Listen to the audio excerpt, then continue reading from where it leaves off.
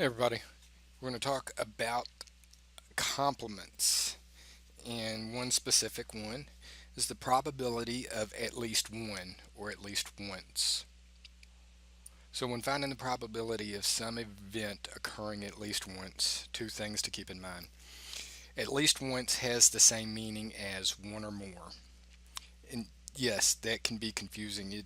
At least for me, I have to sit there and I have to think about it. To me, two good examples is you must be at least this tall to ride the ride, or you must be at least this age to buy alcohol. So what it's saying is that it's the minimum. So what that's saying for at least once is that it has to be one, but it could be more. The complement of getting at least one is that of getting none or zero, because one is the minimum. It can be more than one, so the complement is simply getting zero.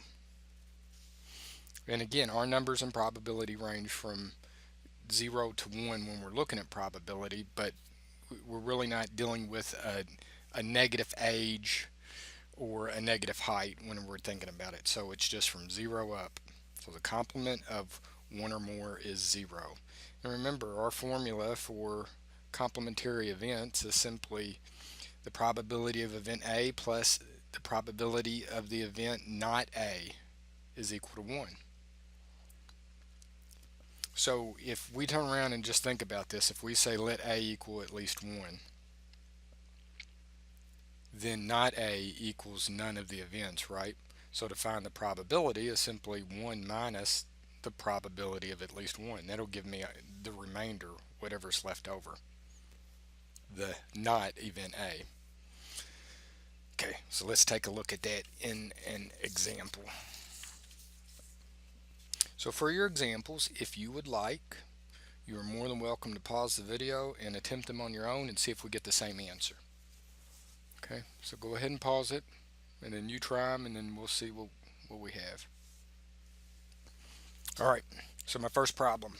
Find the probability that when a couple has 3 children, at least one of them is a girl, and assume that the likelihood of having a boy or a girl are equally likely. Well, the first thing I need to do with this is I need to be able to develop a sample space to be able to view my probability. So a couple has 3 kids, so I will label this to begin with. I will say, okay, so boy, boy, boy. So let's say they just had all boys. And then, say boy, boy, girl, boy, girl, boy, girl, boy, boy. And I just keep working my way through.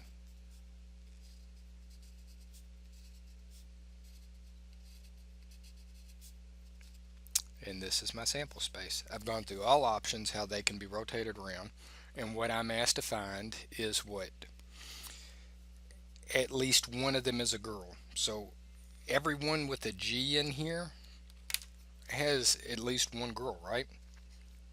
There, there. These have 2. And this is all of them. So I have a total of 8. That's my sample space, 8. And 7 of these contain at least one girl. So my answer, 7/8. And that's approximately 0.875. Next problem. In China, where many couples are allowed to only have one child, the probability of having a boy is 0.545. And fertility clinics are big in China, and that's one of the problems that they've had with it is that most of them want to have a son. So right now there are so many more men over there than women.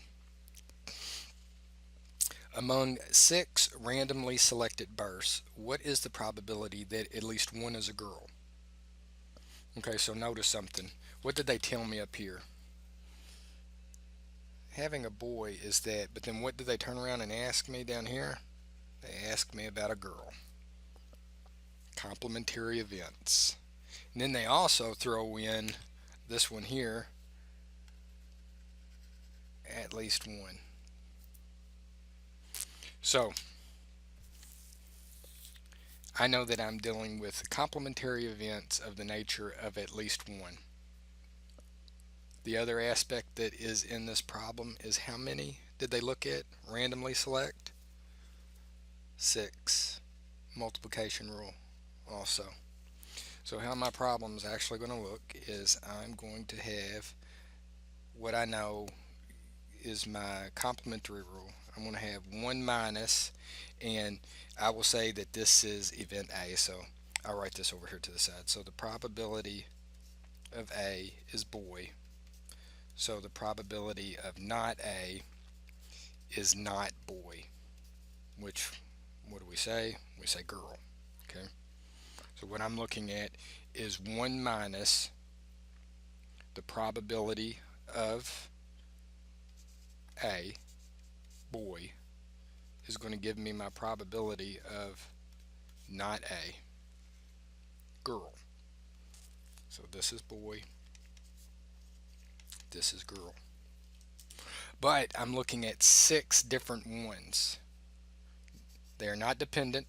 It's 6 randomly selected bursts. So no dependence. Just because somebody before you had a girl doesn't mean that you're going to have a girl, or vice versa. So I need to look at that 6 times. 0.545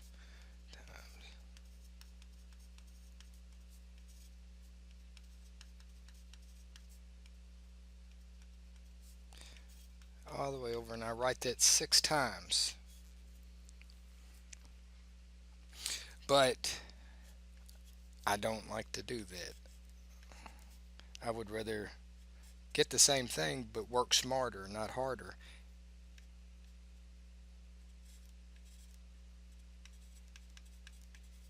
How many times is that 0.545 in the problem? 6 times.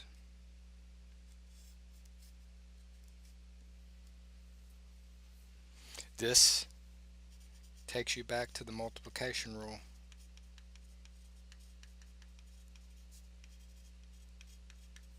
So whenever you see this type of problem, you know you're going to have the complementary event. Identify what it is they're talking about. So I had not a bay, I had a boy. And then I know the opposite of it. I just wrote it as not boy to go in line with not A. We know that's a girl. So then I set it up, and however many times they tell you you're going to look at it, you're just going to take that numeric value and place it to that power. So with the calculator, I'm going to say 0.545 to the 6th power, and then 1 minus that answer, and I end up with an answer that is equal to 0.974. So what it's saying to me, what this is that it says, what is the probability that at least one is a girl in those 6 bursts? 97% likelihood that at least one is a girl, based off of their data that they've been collecting, that the probability of a baby being born is a boy is 0.545.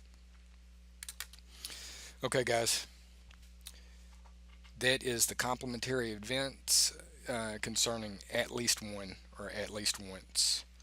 Please watch the publisher's videos, read your textbook. I need you to critically think and analyze your work, or structure it, write out your formulas. Uh, Whenever you're working the homework problems, work them as many times as you need so that way you can say, I know how to work that problem. And good luck with the rest of your homework.